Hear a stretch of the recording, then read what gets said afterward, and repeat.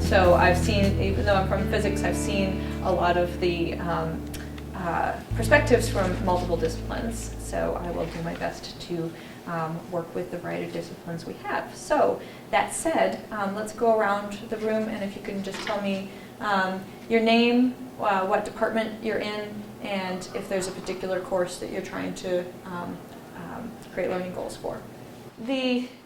The subject of today's workshop is learning goals. So learning goals so that we know what it is that we are trying to have our students learn, and our students know what it is that we want them to learn. Several of you mentioned clickers. For those of you who aren't aware, I am teaching 3 additional workshops this week on the use of clickers in the class. This is sort of a nice prequel because this is setting up what our goals are for instruction, and then clickers are one of the many ways that we can use to help students accomplish those goals. So in the Science Education Initiative, we have sort of this 3-pronged approach to transforming classes. One is, what should students be learning? That's what we'll be talking about today. Establishing learning goals that we can agree on. Usually it might just be one instructor, or it might be several instructors who tend to teach that course, that define what the student should be able to do at the end of the course. And then, what are students learning? So we want to be able to know what students are actually coming into the classroom with, or what they might be leaving with, and where the gaps are. And then what instructional approaches would improve student learning. So applying research-based teaching techniques to measure your progress towards these learning goals. So we won't be talking about the blue and purple triangles today. We'll just be talking mostly about that green one, what should students learn. But so you know, this is part of a larger framework of knowing where your students are at and where you want them to be. So at the end of this workshop, to practice what I would preach, here are my learning goals for you. You'll be able to develop and communicate your learning goals for a given topic or a given course. You'll be able to characterize learning goals or assessments using Bloom's taxonomy, and recognize the value of aligning assessments with goals. So the very end of the workshop, we'll be talking about aligning our learning goals with our assessments. So to get ourselves started, I want you to look in your pocket at the very front. It says Exercise 1, the frustrated student.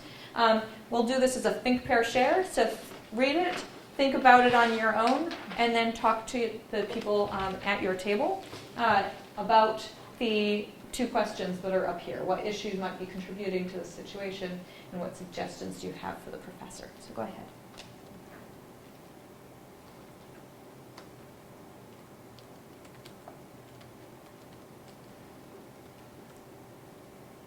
Okay, let's come together and hear what you talked about. So, what issues might be contributing to this situation? What are some of the things that might be going on? There's probably several. The students relying on their high school experience is what it sounds like. They're using a set of tools that are not sufficient, and they think that they should be.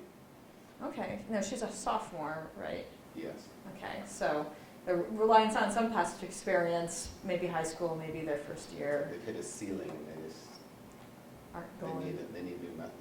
Yeah, they need new methods. Okay, new methods of studying, or yeah. okay, other stuff that might be going on. It sounds like the student feels like their job is to. It says, the homework was helpful for learning terms and learning information, but they don't seem to understand that the idea of a critical thinking question. They seem to view tests as like regurgitating information that they've already done, not necessarily thinking on the test. Right. Okay. So they're seeing the purpose of the test as being fact-based sort of regurgitation as opposed to critical thinking, not realizing that there's more to this course. Yeah. Other stuff. Anything else come up? I thought that the professor could have at least prepared them to know what the format of the test was, to say it will be short answer versus, multiple choice. It's like if they at least know kind of what to expect, that might help them prepare. So they're not completely floored of like, oh my gosh, like I wasn't expecting this. Yeah. Okay. So prepare them for the format of the test, perhaps also for the content. Yeah. Yes. Well, I mean, the student also seems to think really highly of the professor, but doesn't draw any connection between the material on the test and the professor's organization of the class. And I think it's Right. interesting that somebody bad has given him this test, but he doesn't seem to associate it with Lopez at all. Yeah, it's weird. It seems like you know, she's blaming the material, like physics is not for me, rather than, okay, this was a bad experience, but you know, how can I learn from this? And, you know. That's really insightful. So yeah, they're just seeing the job of the instructor perhaps is only to deliver material in the lecture and not necessarily how is the instructor organizing the course as a whole, and also not reflecting on their own role that, you know, in learning the material and like, oh, what might I have done better? So this is all really great stuff. What suggestions would you have for the professor? Probably have lots of suggestions for the students, but but what are some suggestions you have for the professor? Because that's what you can have direct control over. Posting an old exam that's available. Okay. Giving a really clear sense of what the expectations will be on that exam. What else? Practicing critical thinking during class, if he's going to want them to put together information, you know, walk through that type of thinking. Yeah, so aligning what happens in class with what's on the test. We call this aligning instruction with assessment and with goals. You want everything to be connected so that what you expect students to do, they're getting lots of practice doing in class. Anything else? Great. Those are really good. So what I'll be talking about today is one of the things that helps with that alignment of its instruction with assessment and with communicating expectations to students, which is what you guys are sort of dancing around, is that the student doesn't exactly know what's expected of her. And while some of the onus might be on the student, the instructor can also do some things to help promote that, you know, have the student expectations be what they should be. So learning goals is how we codify what we expect of students. The way I like to refer to instruction without goals is the sort of ready, fire, aim approach, which I think we've all done, right? You're kind of scrambling to put together your material, and you're like, oh, I'll do this topic and this topic and this topic, and then you get to write your test, and you're like, what is it I really want them to know about this topic? And so what we're suggesting is switching the aim and the fire, and in your preparation, really working on figuring out just what your goals are for your students. And our philosophy is that the outcomes for your students should drive what you do in the class and the assessments that you give them. So we want to know first, where are we going to? Where's our end result? Where are they currently at? What do your students come into the course knowing? What might they have already learned in their previous courses? What's their preparation from high school? And then how are you going to get there? What instructional approach is going to help you bridge the gap between where they are and where you want them to be? And for a buzzword, this is called backwards design. If you ever hear backwards design, it's this idea that you're first defining goals and then you're backwards designing your course from what those goals are that you've defined. But how do we measure student outcomes? This is like the big challenge, right? Like, how is it that we know whether our students have gotten where we want them to be? So I want you to think, how is it you know when you know something? As an expert in your field, how do you say, like, I've got that? And how do you know when your students know something? How do you look at a student or listen to a student, you're like, oh, they're there. They're where I want them to be. Those are two very different processes. And how do your students know when they know something? Again, a different process. So number 1 and number 3 are what we call metacognition. It's thinking about your own thinking. If you are thinking about whether or not you understand something, you as an expert are able to much better define when you know something and when you don't, because you're an expert learner, an expert thinker. This is what you do for a living. Whereas, how do your students know when they know something?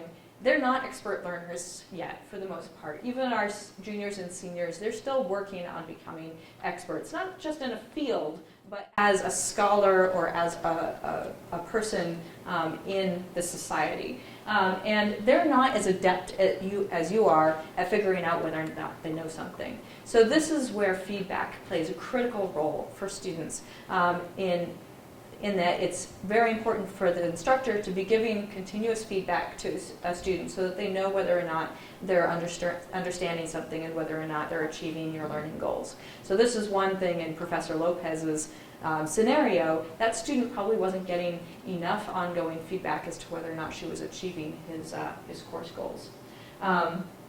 So another problem with trying to determine whether your students know the things that you want them to know is that people often don't know what it is that they don't know, or think that they know something that they don't.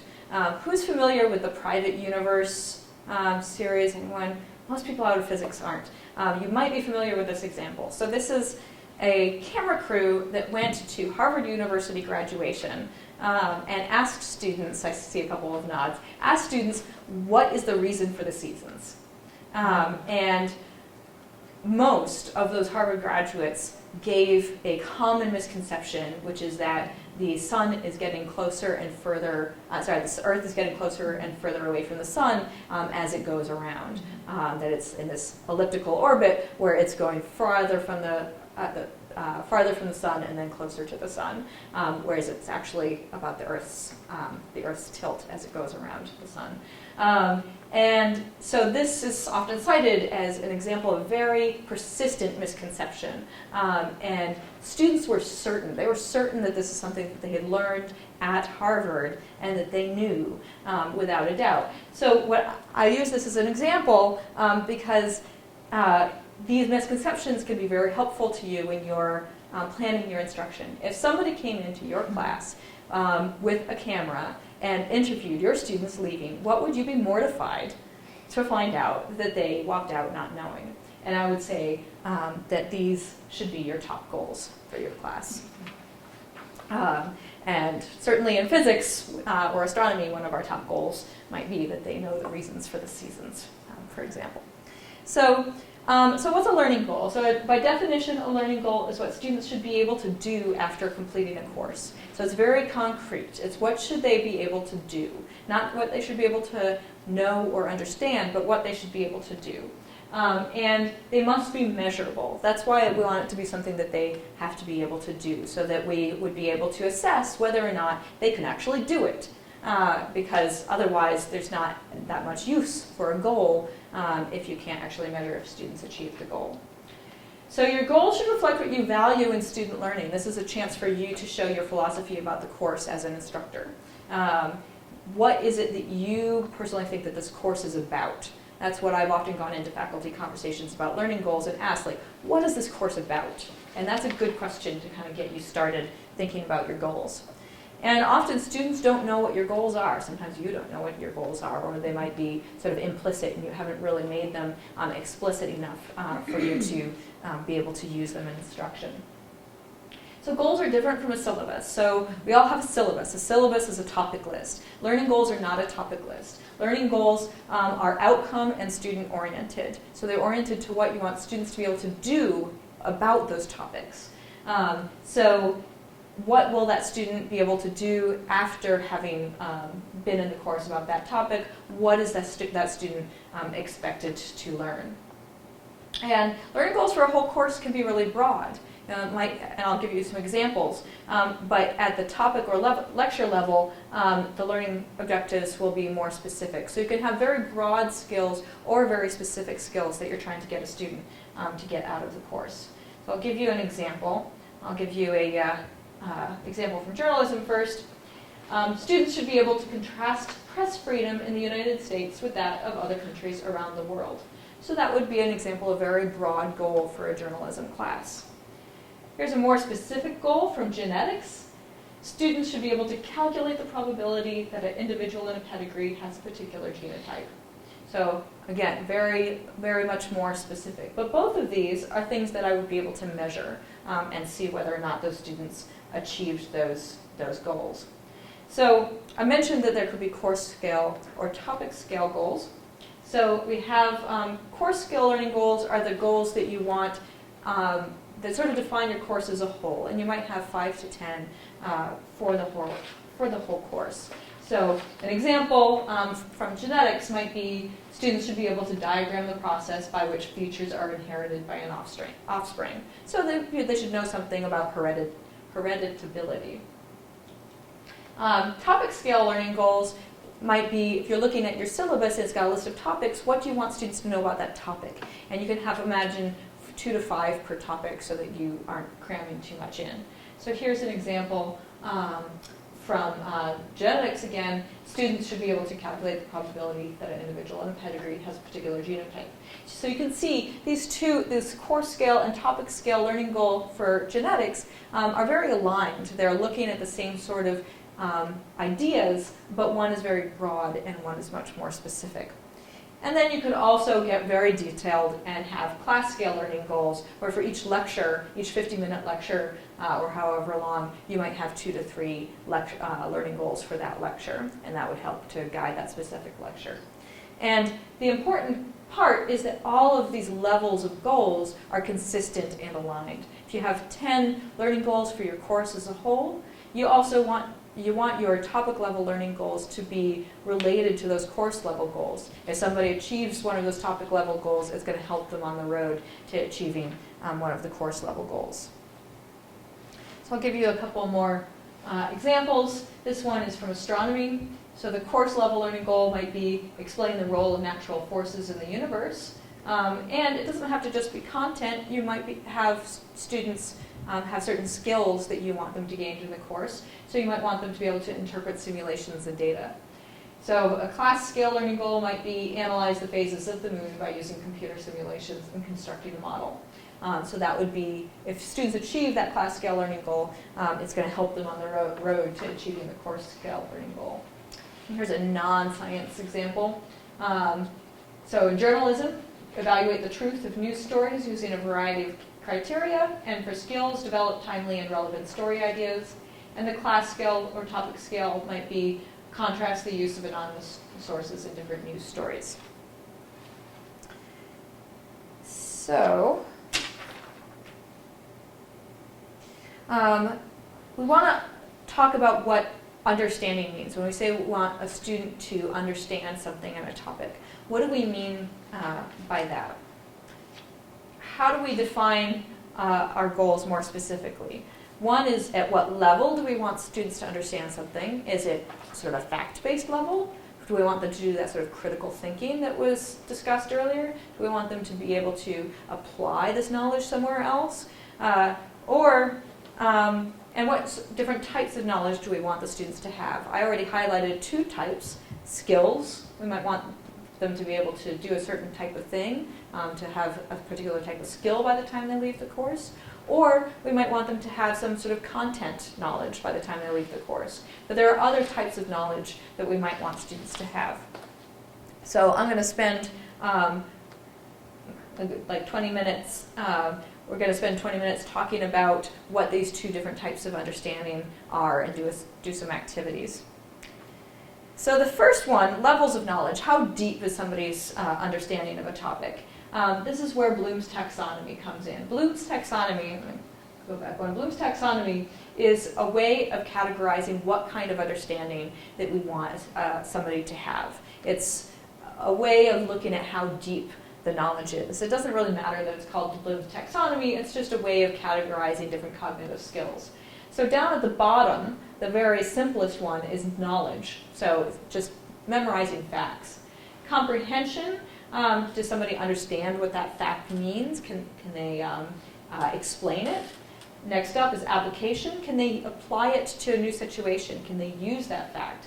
Analysis, can they make some sort of judgments or evaluation between different scenarios that have to do with that fact?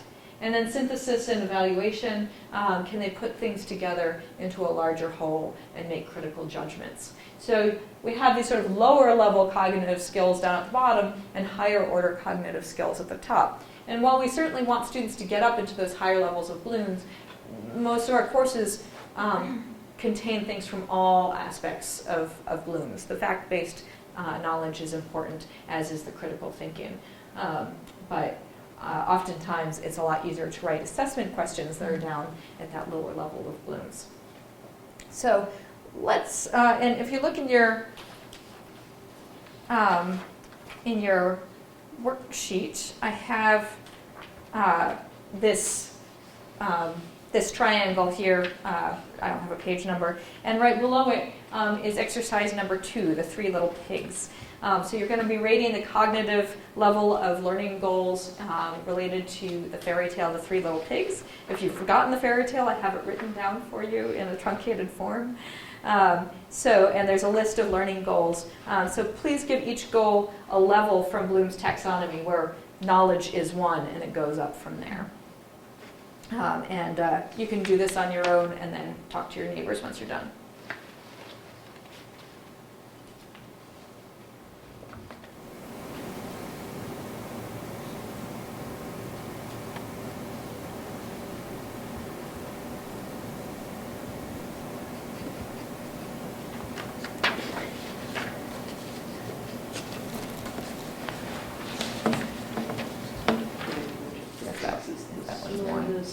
And if you're stuck, we also have a list of verbs that are often associated with different levels of Bloom's.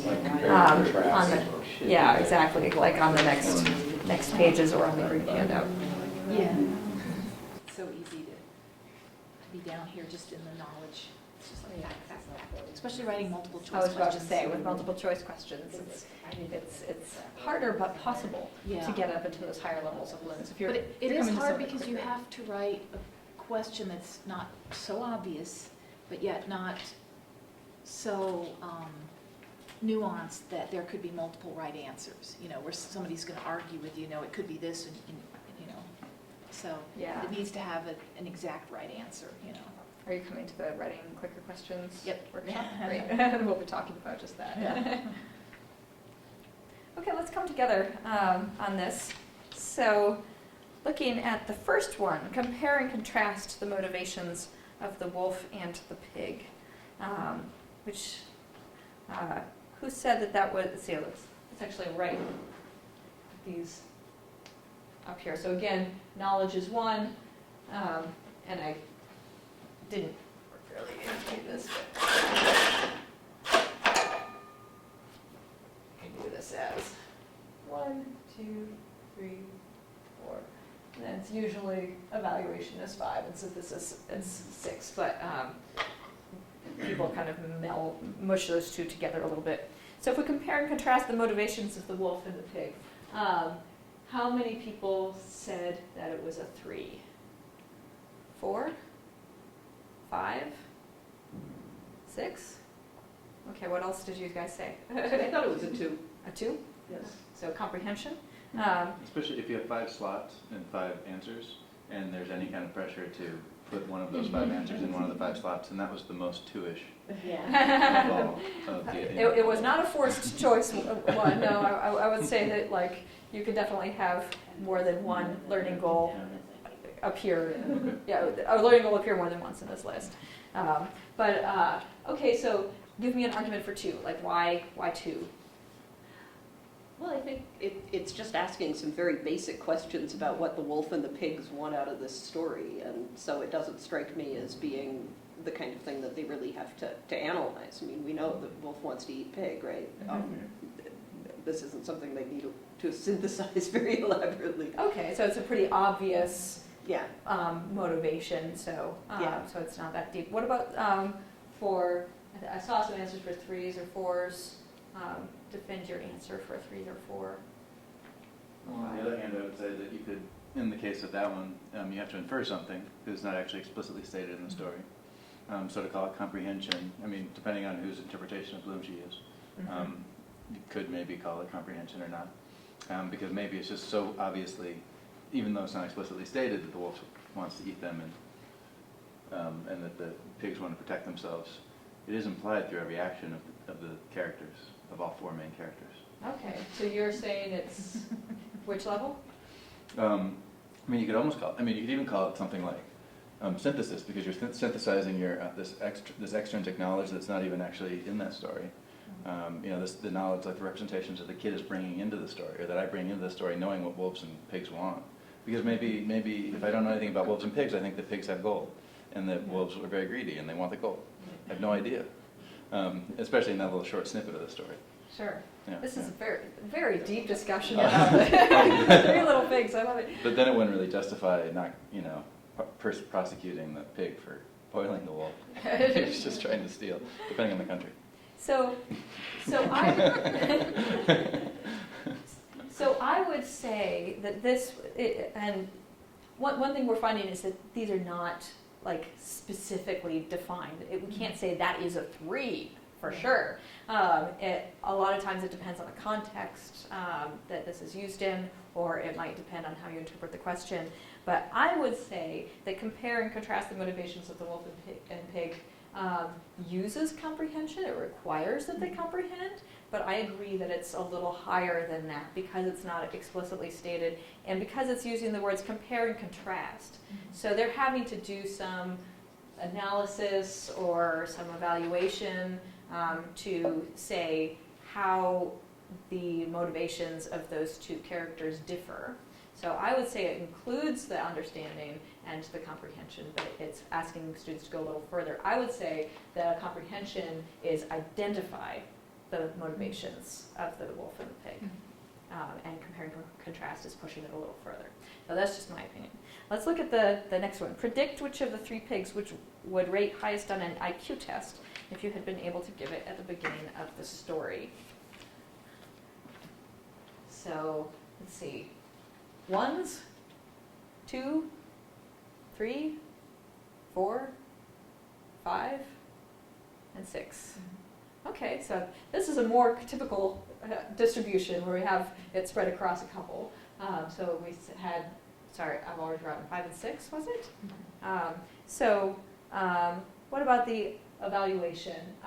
5. Why would you say 5? I think that was you, Christy. No, I picked 4. Oh, okay. You picked 4. Sorry, so it's 4 and 5. So you, I think you're the only 4 then. Yeah, I think I was thinking that it wasn't quite at the evaluation, just based on difficulty, that knowing, you know, the story and how it ends, it's not as difficult to really think, okay, who built the best house? So, you know, maybe he's the smartest. You know, it didn't seem to quite, but again, the word evaluation, that is what we're doing. So, you know, it probably should be a 5 because you are making that value judgment yourself. Okay, so you're making a value judgment. I mean, I'm kind of wondering if part of it is skewed where it's like if you had a more difficult, more complex story that we were talking about that we weren't already familiar with, and this is a nursery rhyme, but if it were a story that was complex and difficult to understand, these same questions, would we think they were harder, like rank them higher? Is this necessarily a level of difficulty, or is it always just the same skills that? I would say that Bloom's taxonomy is not necessarily just a level of difficulty. Mm-hmm. It's the kind of cognitive processes that are required to answer this question, which might be hard or easy depending on the difficulty of the story, but it's more like what type of thinking is required. Mm-hmm. So I feel like even in a simple story like this, the kind of thinking that can be required can be evaluative. It can be asking people to bring together multiple parts of knowledge to synthesize and create something new. I mean, a synthesis question for this story, for example, might be, write your own parable that has the same morals as the 3 Little Pigs. And that's a high-level cognitive skill for a simple story. So I would say not to be skewed by the fact that it's a simple story. Someone else, can I hear from someone else on predict? Because several people, I think, answered evaluation, which you might have convinced yourself of evaluation. What's a reason for evaluation? Because it is a value judgment. You know, they're from the story. They're you need all of those skills below that to then just make a judgment. Okay. And you can also look on these learning objective verbs, and you'll see that under evaluate, predict is one of the common verbs used. Which it's not always a straight one-to-one match, but it can be helpful to look at those verbs and say, okay, evaluate, judge, justify, predict, prioritize, rate, recommend. It gives you a sense of what evaluate means in this sense. Let's just do one more. Describe the main characters in the story and their roles. A couple of people, I haven't heard from you guys so much. What did you say was describe the main characters in the story and their roles? I thought it was a 1. Okay. Because in the description, I felt like, well, I'll just look over here and I'll read, there's a wolf, there's a pig, and I'll just describe. It's sort of a 1-to-1 match, it's just there in the story. Yeah. Just mainly because of the word to describe. Okay. So I would say that that's definitely a 1, maybe a 2. What was it like for you guys trying to assign these levels to these different learning goals? Can you reflect a little bit on that process? Is this easy? Is it hard? It seems like it's easy to detect the knowledge, but everything that's higher order than that, the categories seem very blurry. Right. But they do have sort of you can kind of throw a dart and say it's sort of in this area. They've got different flavors. I'm not saying they're indistinguishable from each other, just But they're the blurry. knowledge is much more distinguishable from each Yeah. other. And that's one of the points of this exercise is that it's hard to identify a specific level, but the levels are useful. There is a utility in being able to talk about the cognitive level of a goal. And some of these are things that you might not otherwise explicitly think about doing in your class.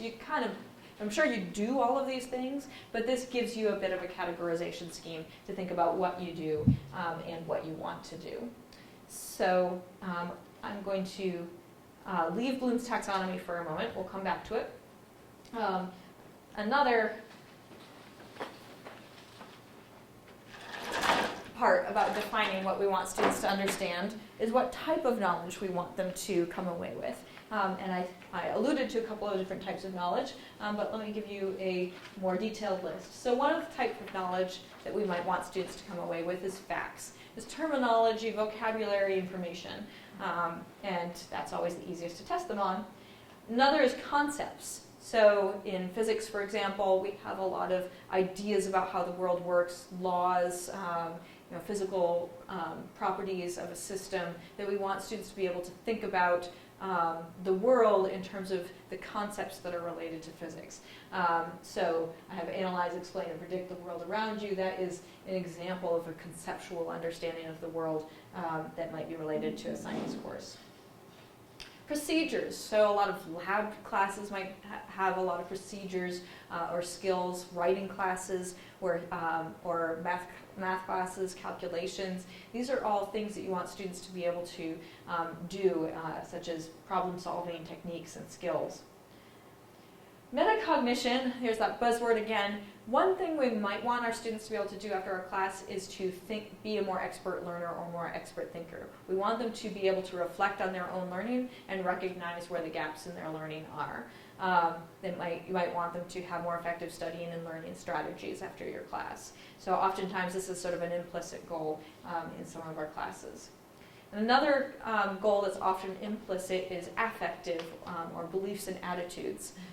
So we want students to walk out of our class not hating our subject, right? In physics, unfortunately, we've got data to show this is not always the case. They often walk out of our classes feeling more negative about physics than when they walked in. And this actually gave us a sort of wake-up call in physics that this was not what we wanted. We started to pay a lot more attention to affect so that we try to instill in people a enjoyment and appreciation of our discipline. And I would say I would urge that you pay some attention to your affective goals throughout your class if that is a goal that you have. So I asked folks by email to bring in an exam or a page from an exam or some other sort of assessment. If you don't have one, maybe you have one on your laptop that you can bring up. And what I want you to do is take just 4 of the questions. You don't want to do this for your whole exam. It would be a little bit too much. You can work alone or in pairs. If most people here are working on separate courses, so it probably makes sense to work alone first and then pair up. And look at what kind of knowledge this is assessing. I've got a little exam dissection sheet where you can write the question number and the type of knowledge that you think that this is assessing, and the types of knowledge are on the are right above it. And if you finish, then you can rate each question on Bloom's taxonomy. So we'll just take about 5 minutes to do this. So go ahead.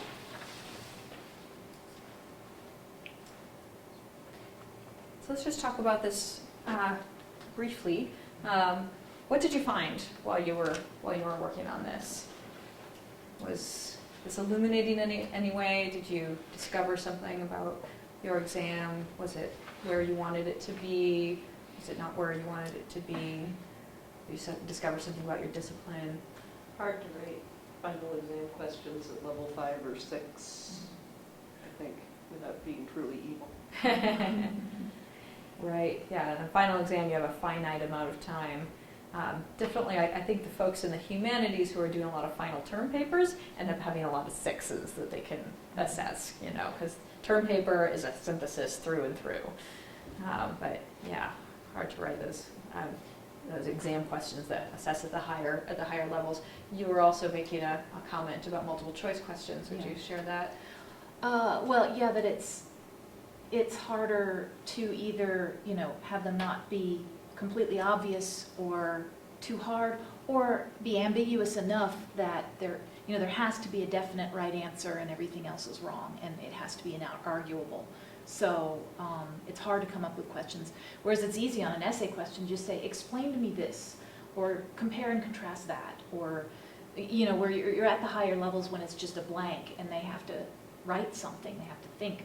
But if it's multiple choice, then you don't want the correct answer to jump out at them, but you also don't want it to be either impossibly hard or ambiguous and not a definitive right answer. And Thursday's workshop will be talking about writing challenging multiple choice questions. I certainly encourage people to come. If you can't, the front of your handouts has a website where the handouts from this workshop will be posted, and the handouts from that workshop will be posted there too. But one strategy I really like for that is to embed reasoning in the answers. So you might say, is this an example of subjective reasoning? Yes, because blah. Yes, because blah. No, because blah. No, because blah. You can embed reasoning in your answers so that the critical thinking part is there, even though it's in a multiple choice format. So you can turn a true-false question into a critical thinking question just by embedding what common reasoning might be, because you'll often know what wrong paths students will go down in their minds, or why they might give the right answer for the wrong reason. So that's just one possible strategy I find for helping to push the level of those questions up. Yeah. Do you find that the pressure to grade things quickly also changes what kinds of questions you ask? Because I know that a level 5 or a level 6 question, if I've really got to sit down and read through the nuances of all the answers, it's very tempting to say, hey, I can make them draw a diagram that I can check by eye in 2 seconds. Well, and drawing a diagram is a higher level. That's a lot. Yeah, you can get a fair amount, but you still can't get up into the 5s and 6s mostly. Sure. At the diagram. There's certainly a limit to how deep we can assess students because of the limitations of time. There are some ways that people get around that by doing, for instance, peer evaluation of answers. There are ways to do calibrated peer review and things like that, but getting away from the logistics for a moment, just sort of looking at the general picture. Like, are you saying that you found that you are having more questions at the lower levels of Bloom's, and because they were easier to write and easier to assess, or did you have a mix? I think I found that this exam is colleagues of mine, but I think in engineering, there's a lot. I mean, we almost never test on the we almost never test on the first 2 levels of blooms. I think though that's kind of assumed that they got the facts and now they can apply them to something or more. So I did find a few like sub questions that were, what's the name of the governing equation for this problem? And so that might be a little, but it's even still application. Like here I described a situation to you. Do you know what equation applies to this? Right. So it's even that is. Yeah, so in engineering, physics, probably math too, a lot of application questions, fewer of the fact-based, but I still ask some. So, so the point of this exercise is to get a chance to look at your assessments and see whether or not they feel like they're well aligned with what you want your students to be doing. And if they are, great, but communicating those goals to your students can be an additional, let them know what to expect on the exam. If they're not well aligned with what you think that your goals are, then this is a chance to fix that alignment. This can be a useful exercise to do for a whole exam, but as you can see, it can take some time. So definitely keep that in mind as a potential thing to do as you're going through your exams, just to make sure that it's assessing the skills and the levels that you want it to. So we're going to get into writing our own goals in a moment, so I want to give you a little bit more direction about writing goals.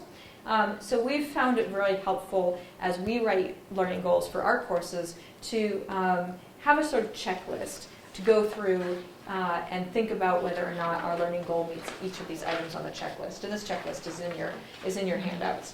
The goal doesn't have to meet every single item, but it should meet most of them. So one is whether the goal is expressed in terms of what the student should be able to do.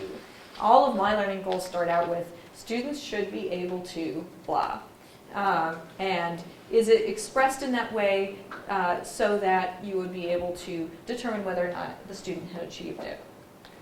Is the Bloom's level of that goal aligned with your actual expectations for students? So have you written a goal that's more complex or simpler than what your actual expectations are of the students? Is the goal well defined? If I read your goal, will I know exactly how you would be able to test that goal? Will I understand the goal, or is it kind of vague and not well explained? So this, I find, is the hardest part of writing goals, because we're not used to externalizing what we're thinking about what we want our students to do, and when you write it down, you're usually layering a lot of meaning yourself on top of what you've written, that someone coming from outside and reading it doesn't necessarily have all that background knowledge. So if I can't read it and understand exactly what you are expecting of your students, then it's not going to be as helpful for your students either, because they're not going to be able to read it and know just what is expected of them. Do the chosen verbs have a clear meaning? This is another one where I find people have a lot of difficulty. A lot of people end up using the word understand, and understand, every workshop I say this, and every time I always see somebody writing a learning goal that includes the word understand. Understand is just too vague. I don't know what I would have to do in order to understand quantum mechanics or to understand, integration by parts. So you need to use verbs that have a very clear specific meaning. Is the terminology that you're using in the goal familiar? Like, would a student just coming into the course know what all the words in that goal mean? If not, then maybe the terminology is a goal. If part of the goal is that you want them to know what that term means, then that's fine to keep it there. If it's not one of your goals, then try to keep it jargon-free. And this is something that you may or may not want to include, but is it relevant and useful to students? Is the goal something that is going to help them achieve something in everyday life? Is it something that they'll see the inherent usefulness of this goal? So that can be something that's helpful. So I'm going to show you a couple of learning goals and how they can be revised to be more specific and more in line with that checklist. So here's one from Introductory Physics. Understand how energy, frequency, and wavelength are related. So you might look at that if you're a physicist and say like, oh sure, I know what that means, but understand is a little bit too vague. So here's a new one. Compare and contrast electromagnetic waves in terms of energy, wavelength, frequency, and applications. And so this is a higher level goal. It's not just asking them to sort of regurgitate, and it defines what we mean by having a student understand that, and it encourages critical thinking. So here's one from a non-science discipline. So this is journalism. Understand the essential features of a newspaper article. Revised, analyze and contrast the structures of a newspaper article, a news broadcast, and an online news site. So again, a higher level goal, asking students to compare and contrast a newspaper article with other forms of writing, and it's also operationalized. We know what the student would have to be able to do in order to achieve that goal. Yeah. So I want you to now work with other folks at your table on writing learning goals for your course. We'll be taking 20 minutes for you to just do this on your own in your small groups. So first, take one exam question. If you don't have a good exam question, you don't have to do it this way. It's just a helpful starting point. But take one of your exam questions and write a topic level learning goal that this question would assess. And keep a copy of that first try because we want to see how the goal changes over time. And then take that goal and share it with the other people at your table and use your whiteboards. I have small whiteboards, one for each person on your tables, and work on revising that learning goal. Use that checklist and see whether or not the learning goal meets all of the aspects of that checklist. Do a reality check with each other. Like, do you understand your partner's learning goal? Does it make sense to you? And try to rewrite the goal. And then if you finish, write a learning goal that is one or more levels higher on Bloom's taxonomy.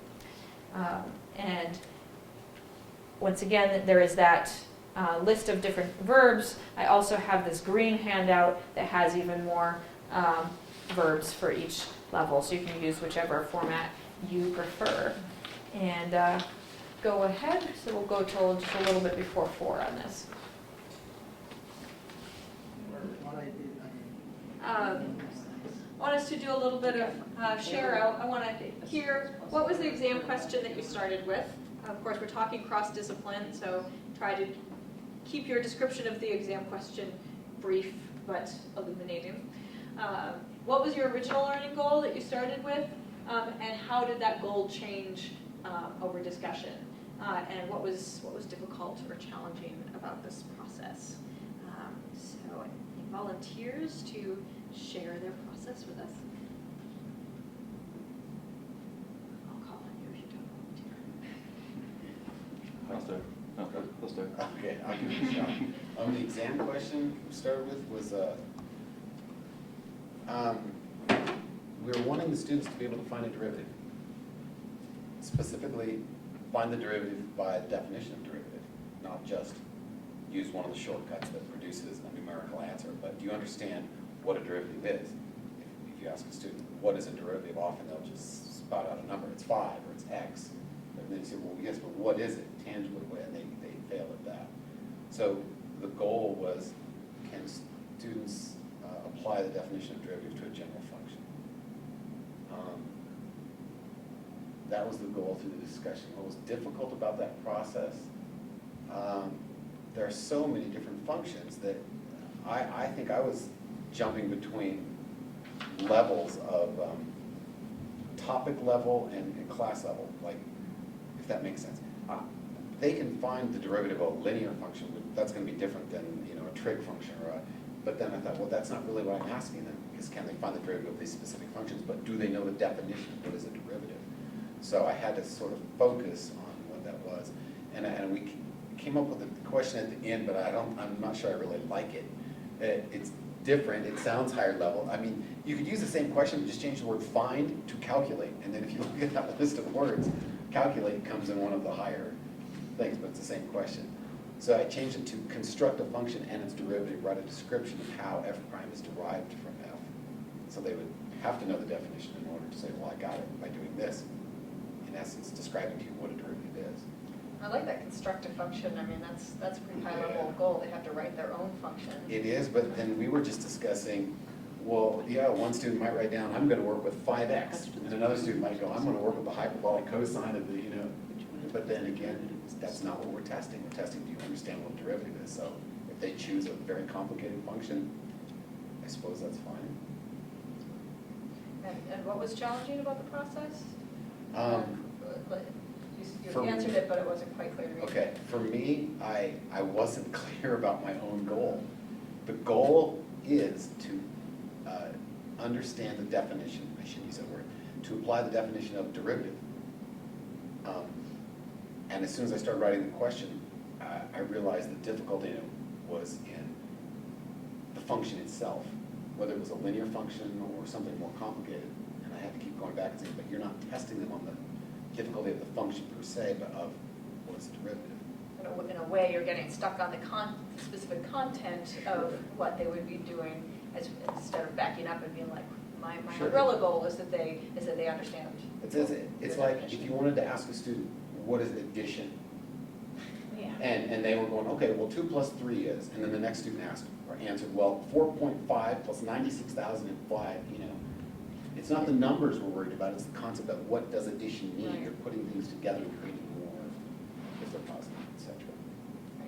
This is a great example of like how the word understand, we keep using it as shorthand, but it's clearly shorthand Sure. for a lot of different things, so. Do you think you could ask on a question, it's just like, tell me what a derivative means, or tell me what it is, and if they write, well, it's the slope of a function, then it's like, okay, they got it. I mean, Yeah, the depth at which they answered, sure. Yeah, that would be something of that nature. I specifically wanted them to see on this particular question, they know that f prime is the limit of rise over run as delta x approaches 0. So I would want something more, yeah. but that's absolutely where they have to start. They have to know that it's rise over run, it's slope, and then expand from there to it's the limit of a function. Yeah. Great. Thanks.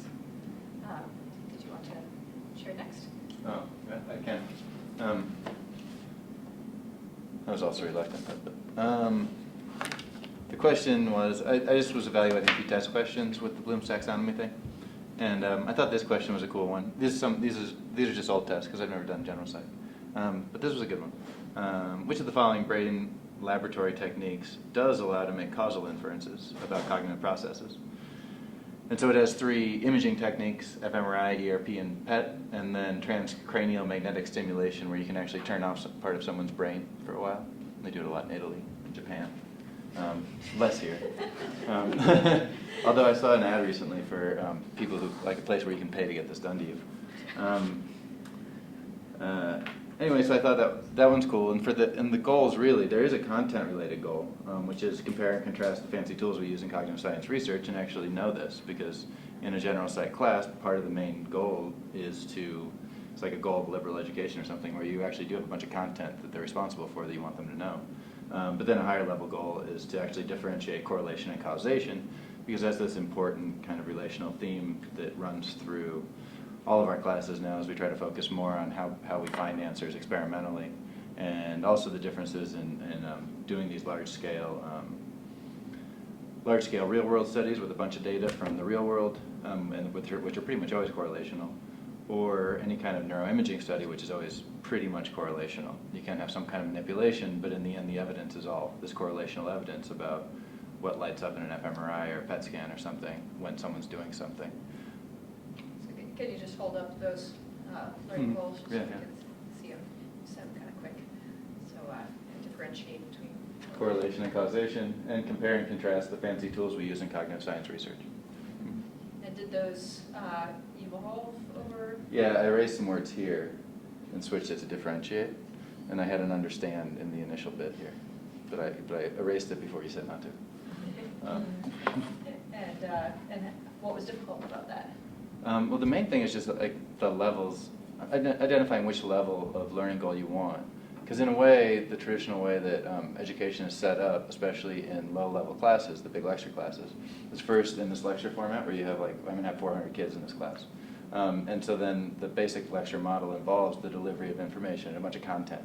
rather than trying to teach complex cognitive skills. And even if it should be teaching complex cognitive skills, it's just not right now.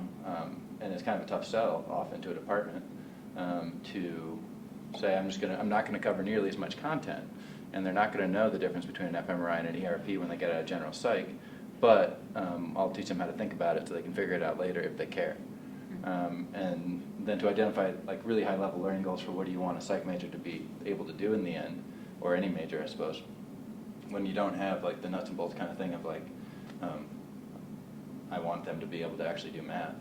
It's more like we want them to be able to think critically. People say things like think critically, think abstractly, be sophisticated consumers of information. But those are really high level goals.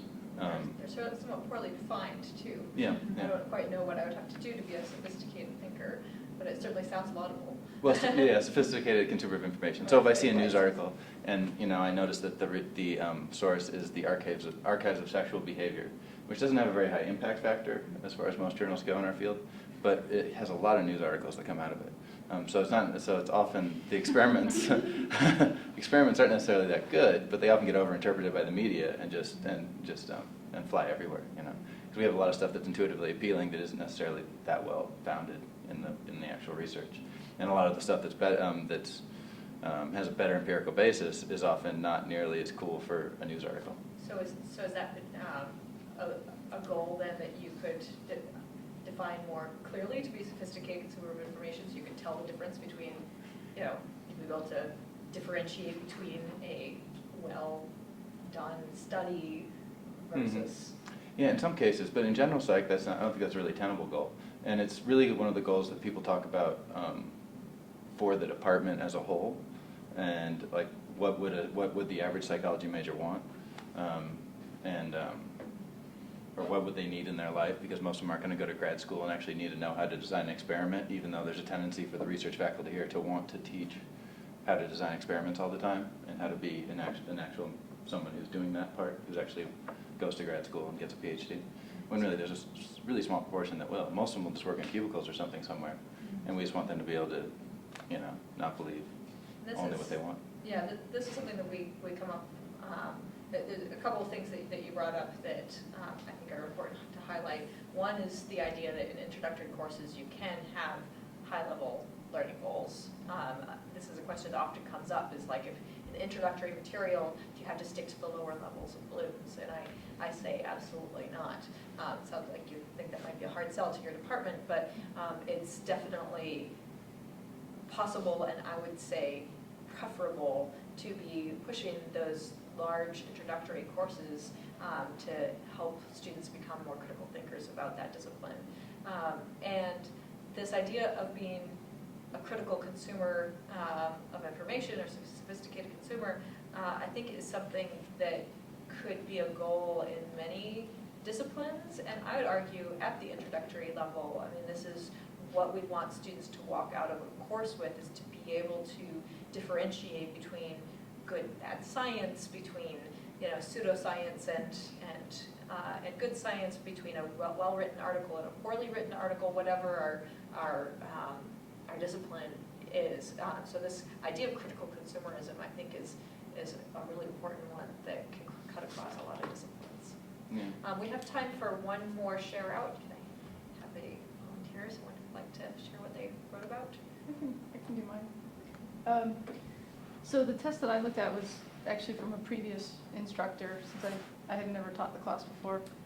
But one of the things that I've kind of been looking at over the last couple of days and getting ready for the semester is data types, because this is an introductory course, and so they're learning, it's the start of programming. And one of the things they have to do is understand there's a difference between like an integer and a float and a string, and some other things too. And the language that we use, you can kind of just throw these things around. It's not real rigid in how you define the type, but you can get very different results. If you start and you add two strings together, you're going to get a very different result than if you add a number together, even though the code will compile and be syntactically correct. So what I wanted to get at was, how does the use of these different data types affect your results? Like, do you understand that there are different things? So we had to start with this kind of pre-exam question, or pre-learning goal of define and give examples of data types. and then use the correct data types for a desired result. So given some end result that you want to achieve, be able to work backwards and use the correct type in order to get to that answer. Great. And how did those change over time, and what was difficult about that process? Yeah, I think I started with students should be able to apply variable types, and then I don't know, I can't really read my own handwriting, but yeah, I mean, I think I did get to it pretty quickly. So I don't feel like there were a whole lot of iterations on coming up with it. It seems like you went from pretty, like the first one, somebody else reading it, like if I read it, like what do you mean apply variable data? So it seems like you Yeah. identified pretty quickly, maybe like, oh, I need to be more specific about what that I need means. to be more specific about what that means, and I think one of the things that was a little bit difficult is some of this stuff is just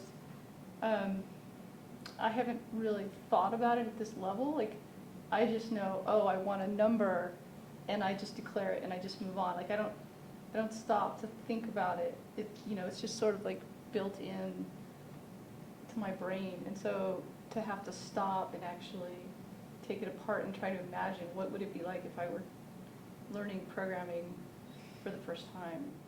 Like, what is it that would be difficult? That's a really good observation. Like as experts, we take a lot of our knowledge for granted, and it can be difficult and useful to diagram it out this way. But writing your learning goals really requires you to break down what it is that your expertise is. So thanks. We'll spend the rest of the time sort of talking about how you would integrate learning goals into the rest of your course and integrating them with assessment. Before I move on to that, any questions on what we've done so far? Ponderings.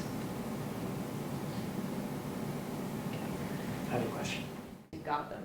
One question that often comes up is like, when do you write these learning goals? And that kind of depends on you, but I'll tell you how I do it.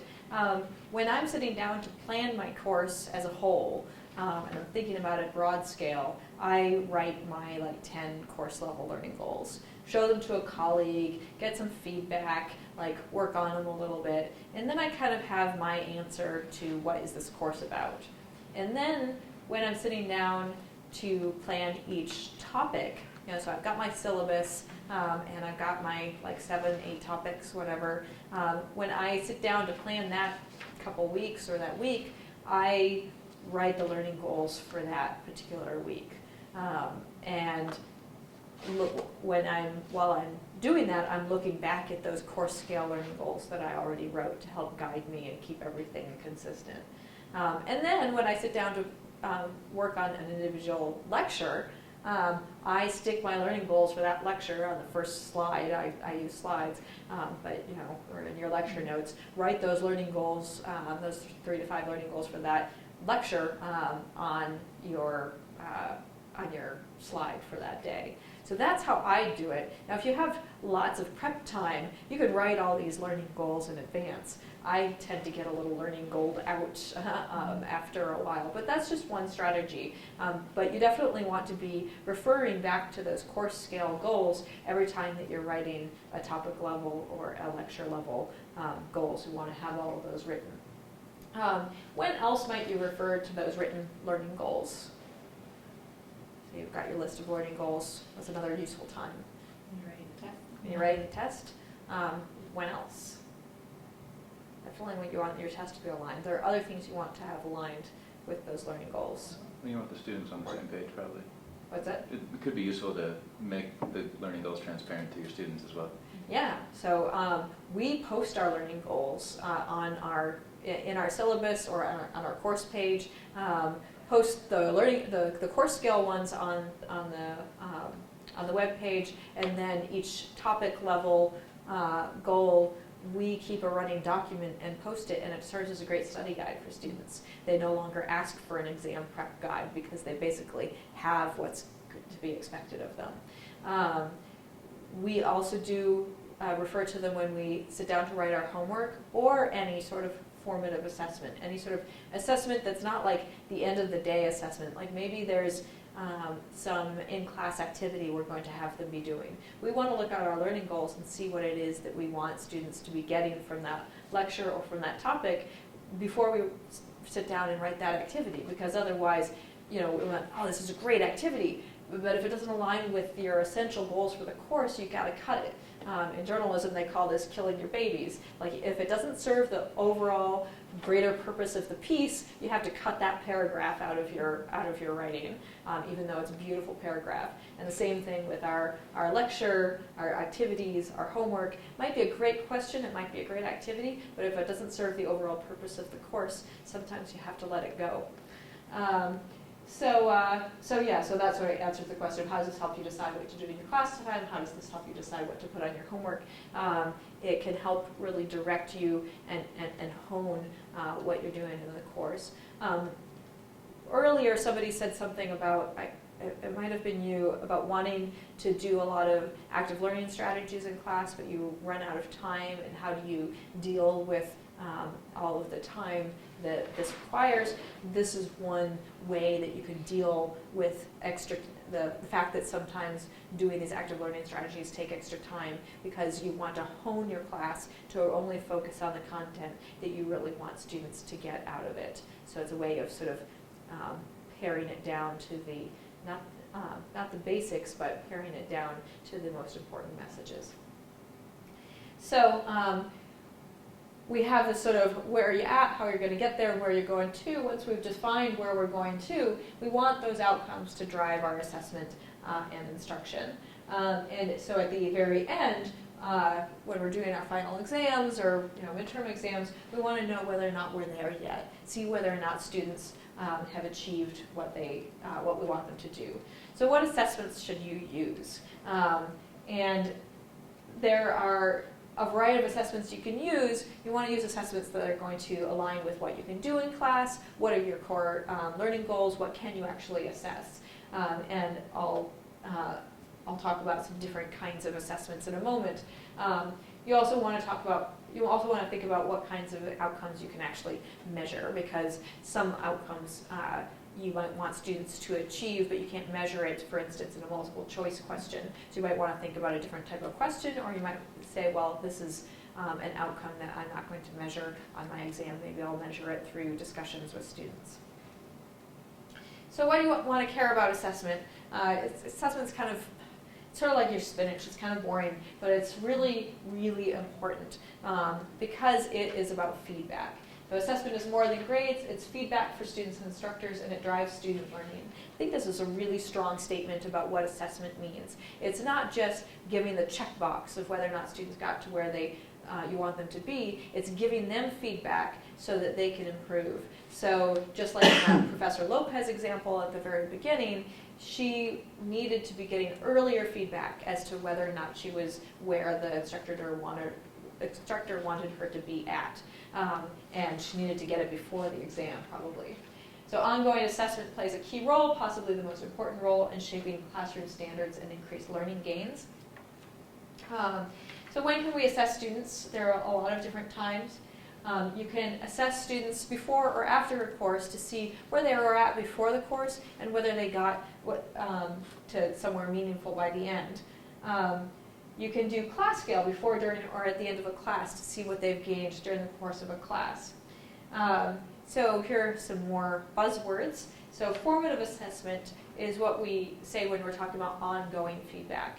So during the course of this workshop, I've been doing a lot of formative assessment. I've been asking you why you came in here, asking you what it is that you're doing on the activities I've given you. I'm looking over your shoulder. This is all formative assessment. It's not contributing to any sort of grade. It doesn't tell me whether or not you achieved the goals I have for you by the end. Summative assessment is what you do at the end. So if I was to give you a test now, that is summative assessment, and I know whether or not you've achieved my learning goals during the course. So don't forget about the formative assessment. We think about summative assessment a lot, but formative is what's giving you the ongoing feedback, giving you and the students ongoing feedback about their performance. So I've got a very busy slide next that has a lot of different assessment methods. I have this in your notes. But to give you a sense of the breadth of assessment methods that are available to you, on the left are all these formative assessments you can do in class to give students ongoing feedback and your self-feedback about where they're at moment to moment. Concept tests and clickers are one of my favorite. Minute papers, write a 1-minute paper on X or on what you've taken away from today's lecture.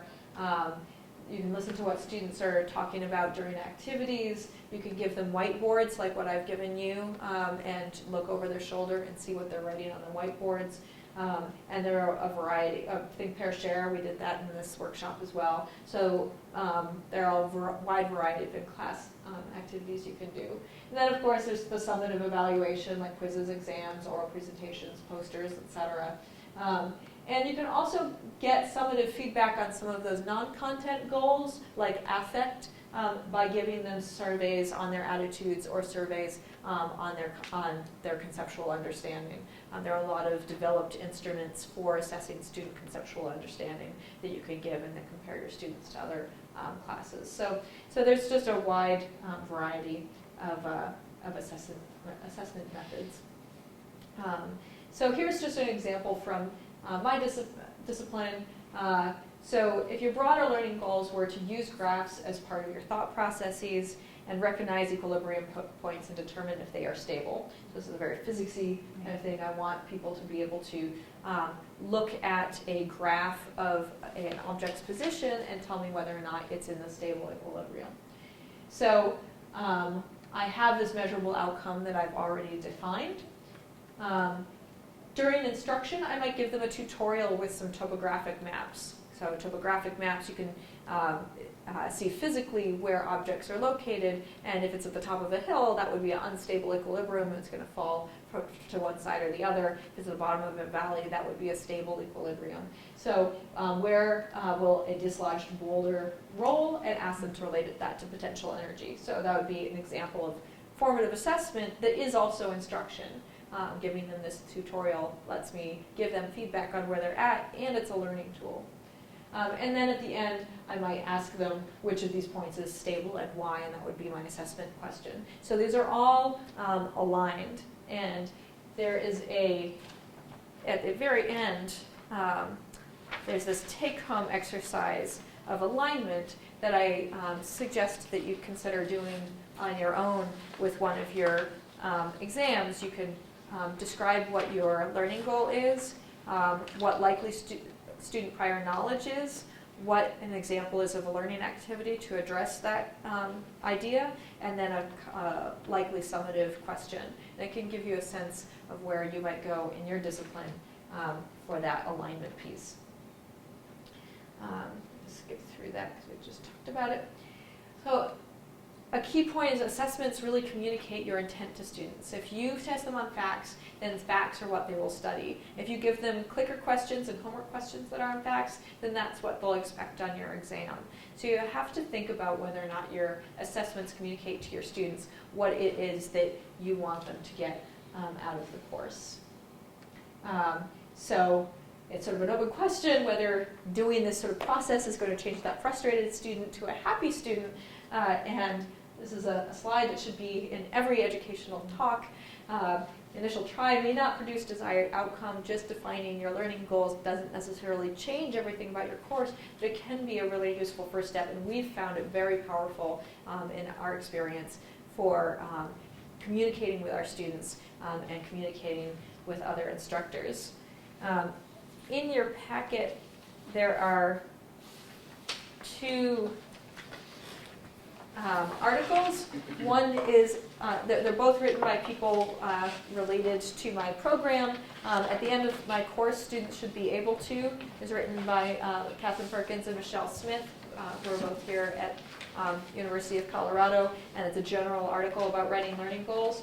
And then this, what is the value of course-specific learning goals, has some really nice data on student reactions to learning goals and instructor reactions to using learning goals that can let you know how students find this helpful to them.